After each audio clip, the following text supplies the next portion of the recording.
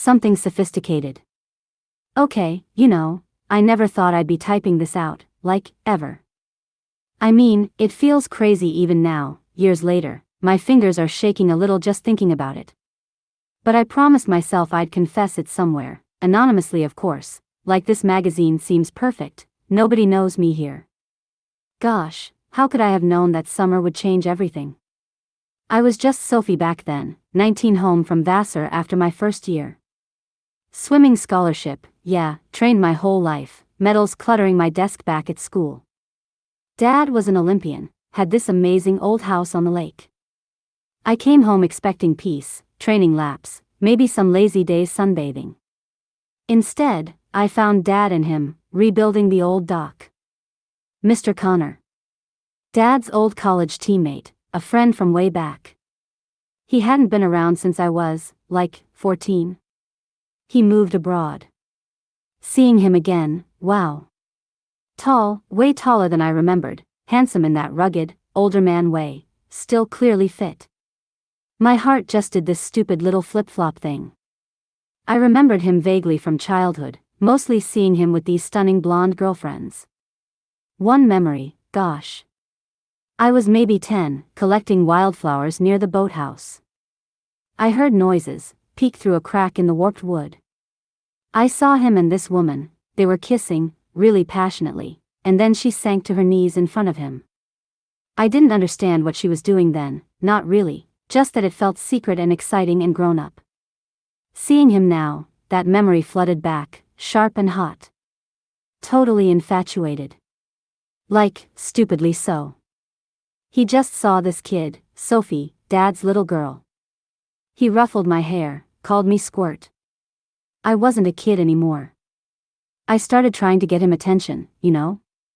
Subtly at first. Lingering when he was working, bringing lemonade. Then less subtle. I found this little denim mini skirt, super short, frayed hem, and I'd accidentally bend over right near where he was hammering. Or I'd wear a thin, white cotton sundress, no bra obviously, and stretch my arms way up high pretending to adjust the porch swing, letting the fabric pull tight. Dad caught me once, flashing way too much leg while Mr. Connor was carrying lumber. He pulled me aside, his face stern. "Sophie, that's inappropriate," he hissed. "Act your age, not like some floozy." I was mortified, but also defiant. Later that week, Mr. Connor joined me for my training swim. Lake was calm, perfect. "Race you to the far point," he challenged me, that easy grin on his face. Oh, I was competitive. We dove in. I pushed hard, my arms slicing the water, legs kicking strong. But he was incredible. Powerful strokes, smooth, barely making a splash. He beat me easily, waiting treading water by the big willow tree on the other side. I was panting, impressed and a little annoyed. We floated there, catching our breath in the cool water under the shade. He leaned back against the muddy bank, and I couldn't help but stare. Water sluiced off his chest, muscles defined and hard, shoulders broad. The years had only made him more substantial. My stomach did that flip again. I swam closer, playful. "Still got it, old man," I teased, splashing him lightly. He just chuckled. Boldness surged. I drifted even closer, letting my hand brush his arm underwater. "Seriously, you're still so fast." I rested my head against his wet chest, right over his heart. "Joking, kinda." "Wow, listen to that, your heart is beating like a drum." I pretended to listen. His skin was warm despite the water. His heartbeat was strong, steady beneath my ear. Then, his hand. It came up slowly, not pushing me away, but settling on my bare back. Just above the strap of my simple black nylon racing suit. His fingers were rough, calloused from the dock work, but the touch, it was a slow caress, moving down my spine, then back up. Gentle, but deliberate. Like he was tracing the bumps of my vertebrae. My whole body froze, then ignited. Every nerve ending sparked. I gasped, a tiny sound lost in the lapping water. He didn't say a word. Just kept that slow, maddening stroke. His other hand came up, brushed wet hair from my cheek. His thumb traced my jawline. I looked up, met his eyes. They were dark, intense, no trace of the amused uncle now. Just heat. Pure, focused heat. He lowered his head, his lips hovering inches from mine. I thought he'd kiss me. Wanted him to. Needed it. But then, he stopped. Pulled back slightly, his hands still warm on my back. "We should head back," he said, his voice low, gravelly. "Your dad will wonder." Just like that. He swam off, leaving me treading water, my body humming, confused, and utterly desperate. The next few days were torture. Dad was busy with town stuff, leaving me and Mr. Connor alone at the house a lot. I became bolder, reckless. I found this loose, gauzy peasant blouse, pale lavender, made of this almost sheer cotton voile. Definitely no bra. I'd forget to button the top few buttons, leaning over the breakfast table right in front of him while he read the paper, letting the fabric gape open. I saw his gaze flicker down, linger for a second before snapping back to the sports page. A thrill shot through me. One evening, walking past the hallway bathroom, I saw the door was slightly ajar, steam curling out. The shower was running. Peeking through the gap, there he was. Fully naked, his back to me, water sluicing over powerful shoulders, down the defined muscles of his back, over the curve of his, oh God. His manhood. I hadn't seen one like that, not really, not up close. It was impressive. Thick, heavy-looking, resting against strong thighs. He turned slightly, reaching for soap, and I saw the front view, the dark hair, the sheer size of him. My knees went weak. I stumbled back to my room, locked the door, and collapsed on my bed, the image burned into my brain. That night, my dreams were wild, vivid, all rough hands and demanding lips and that deep, commanding voice. Then, disaster. Or, opportunity. Dad was helping Mr. Connor lift a heavy beam for the dock. Something slipped. A jagged piece of wood snapped back, hitting Dad square in the chest. He went down, gasping, a horrible sucking sound coming from the wound. Panic and the rush to the city hospital. Dad had a punctured lung. They needed to keep him for observation, several days at least. Mr. Connor drove me home in Dad's old truck, the silence thick and heavy. Guilt warred with this terrifying, electric anticipation. We were alone. Truly alone. The house felt huge, echoing. I took a long shower that evening, trying to wash away the hospital smell and the jittery nerves. Remembering him in the shower, a dangerous idea formed. I deliberately left the bathroom door open with a crack, just like he had. The hallway light was off. I stood under the hot spray, washing slowly, deliberately. Arching my back, running my hands over my breasts, down my stomach. I turned, facing the door, slicking my hair back. And there, in the shadowed crack, I saw a sliver of darkness move. His eye. He was watching. My heart hammered against my ribs. I didn't stop. I put on a show. Turned, bent slightly, soaked my legs slowly. Glanced towards the door, letting a small, knowing smile touch my lips before looking away. The air crackled. He vanished silently. The next night, after pretending to read in my room, I made my move. I'd bought this lingerie set secretly in the city days before, a crazy impulse. Baby pink silk. The bra was a demi-cup, ornate ivory lace with tiny embroidered roses as accents, sheer enough to hint at what lay beneath. The matching panties were French cut, the same delicate lace, with tiny satin bows on the hips. The garter belt was satin, the same baby pink, with 4 delicate straps. I slipped into them, the silk cool and smooth against my heated skin. Over it, I put on a flimsy, knee-length ivory silk negligee, sheer as cobwebs, with little cap sleeves. I took a deep breath, walked down the hall to the guest room where he was staying. The door was ajar. I pushed it open. He was lying on the bed, propped up on pillows, reading a book. And he was naked. Completely. The sheet pooled low on his hips, but his chest, his stomach, all that powerful muscle was on display. His manhood lay thick and heavy against his thigh, even relaxed it was imposing. My mouth went dry. He looked up, his expression unreadable, but his eyes, they darkened instantly, sweeping over me. Sophie? His voice was rough.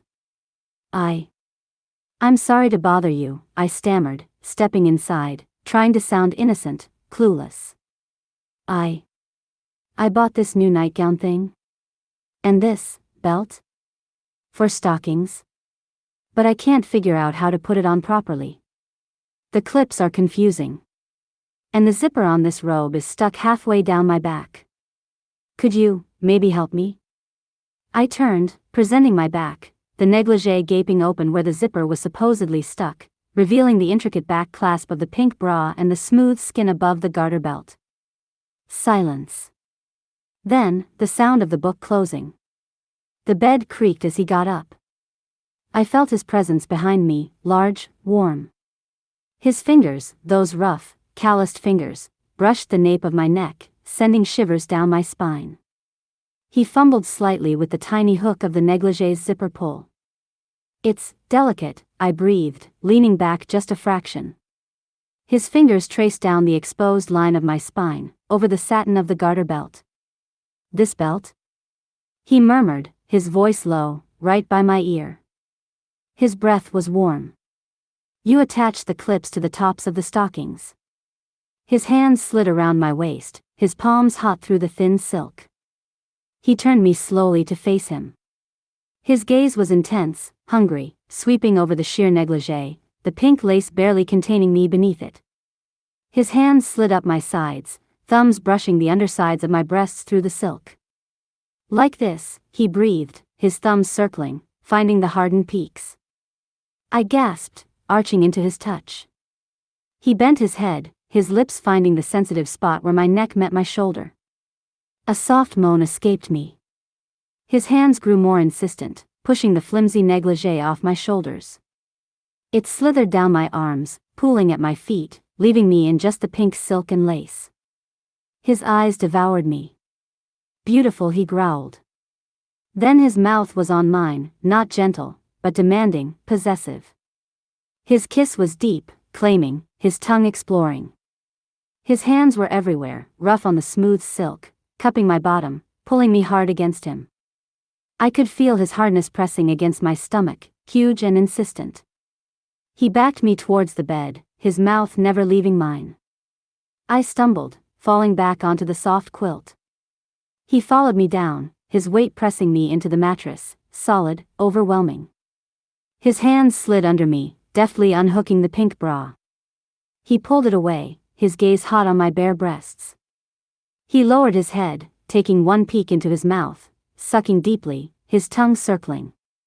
Pleasure, sharp and intense, shot through me.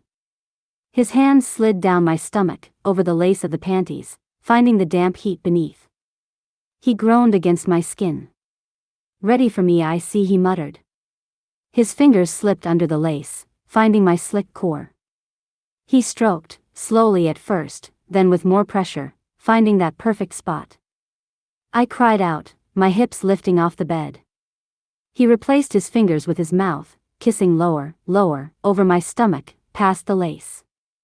He hooked his fingers into the sides of the panties and pulled them down my legs.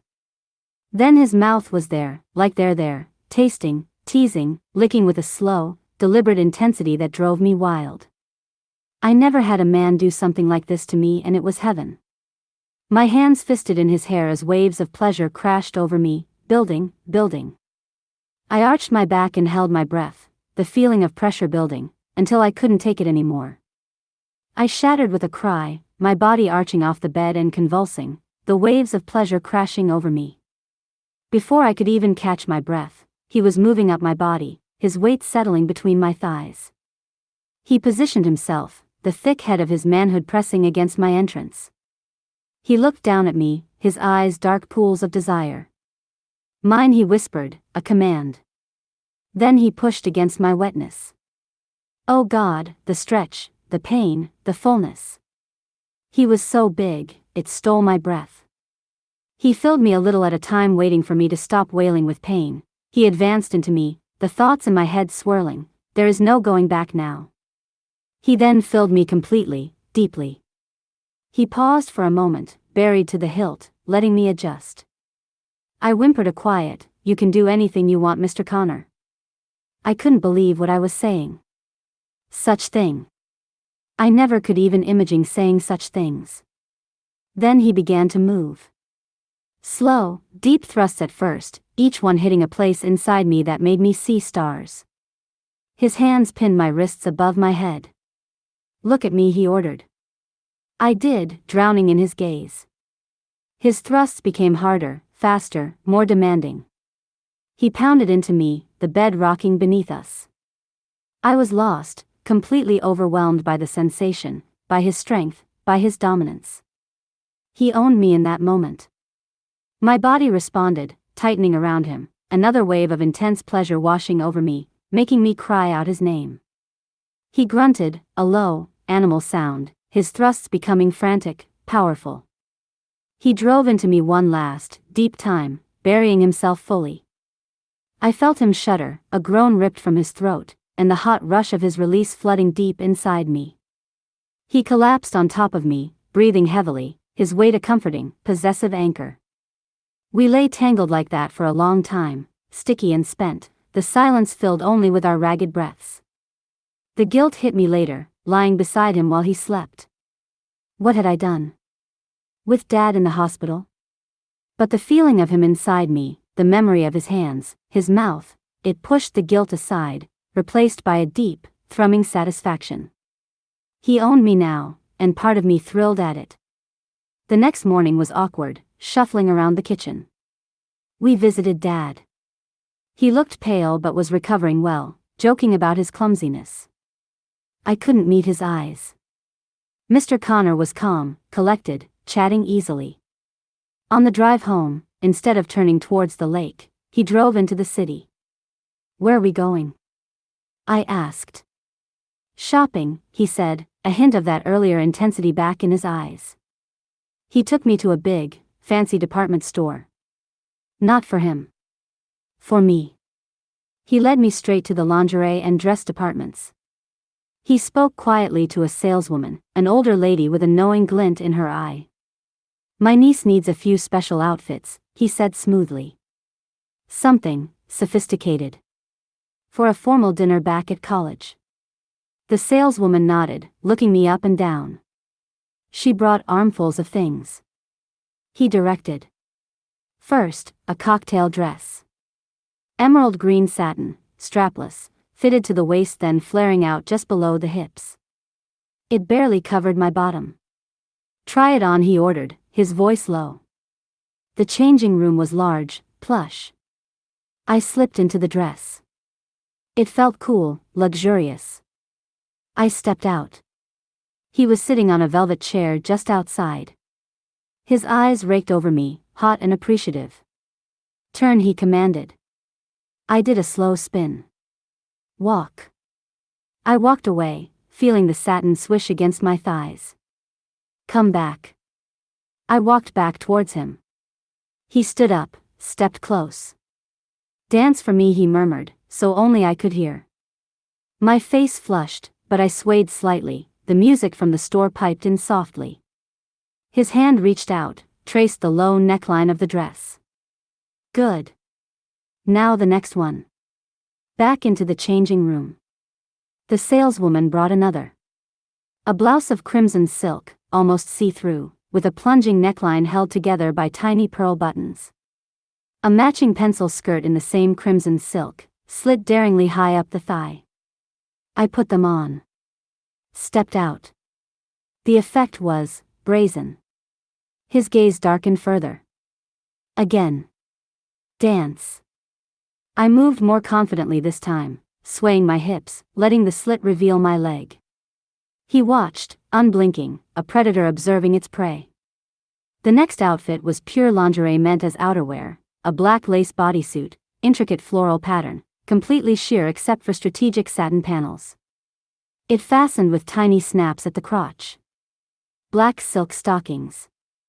High-heeled black satin pumps. I felt utterly exposed stepping out. The saleswoman had discreetly vanished. He was on his feet instantly, closing the distance. Perfect, he breathed. He pulled me into the changing room, closing the curtain. He backed me against the wall, his mouth crashing down on mine.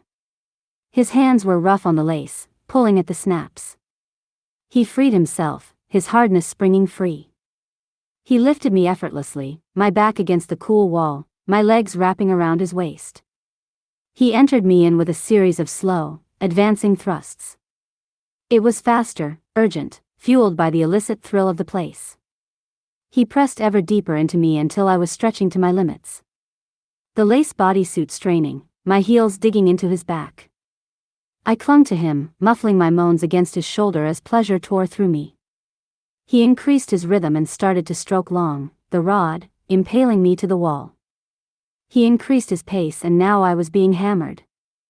I felt like a rag doll, being lifted up and down his manhood so easily, and oh was I wet, it passed in and out so slickly. He grunted and closed his eyes, then he exploded inside of me. Deep inside, deeper than I could imagine, the hot fuel hitting my upper limits. His body shuddering against mine.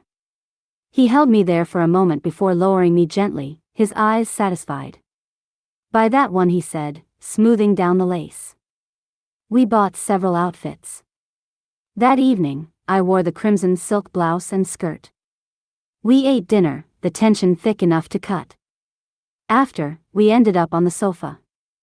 He kissed me, deeply, his hands exploring the silk, undoing the tiny pearl buttons one by one. Then he had me kneel before him, my knees on the old carpet. He cupped my chin with one hand and stared into my eyes. With the other hand he undid his pants and released his monster. It was half hard, but still massive from my angle.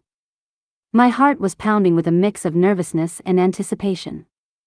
He started to stroke it, and I could imagine the velvety smoothness, his hardness, his heat.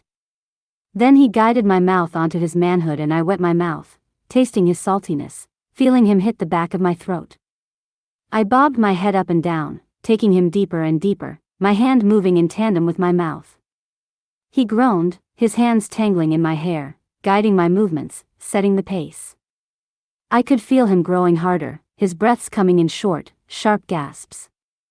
I looked up at him, his eyes dark with desire, his jaw clenched, and I knew he was close. But he suddenly pulled me up, his hands gripping my arms tightly. He stood up, lifting me effortlessly, and carried me to the kitchen. He set me down on the cold, hard surface of the table, face down. He flipped up my skirt, exposing my bare bottom, my most intimate place. He pulled down the lace panties with a swift move and then he positioned himself at my entrance, his tip pressing against my wetness. Oh God, the anticipation! I took a deep breath, bracing myself for the invasion.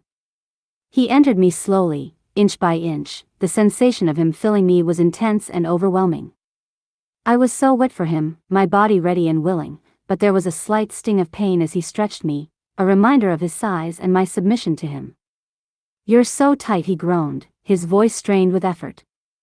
So wet, so ready for me, he said. I could feel every inch of him, the way he filled me completely, the way he moved inside me, hitting spots that made me cry out with pleasure. He started to move, his hips rolling against mine, a slow, deliberate rhythm that had me gasping for breath. His hands gripped my hips tightly, his fingers digging into my flesh, holding me in place as he thrust into me.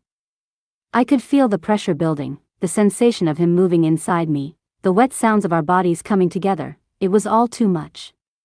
His hips moving faster now, his body slamming into mine, the table shaking beneath us.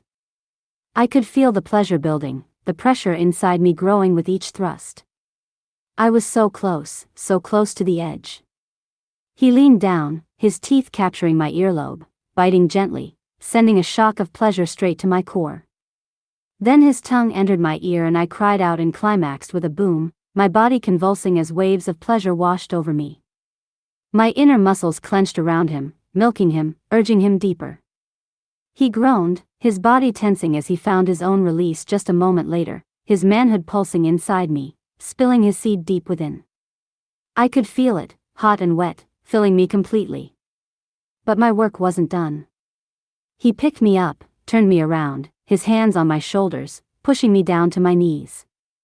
I looked up at him, my mouth open, ready to take him in again.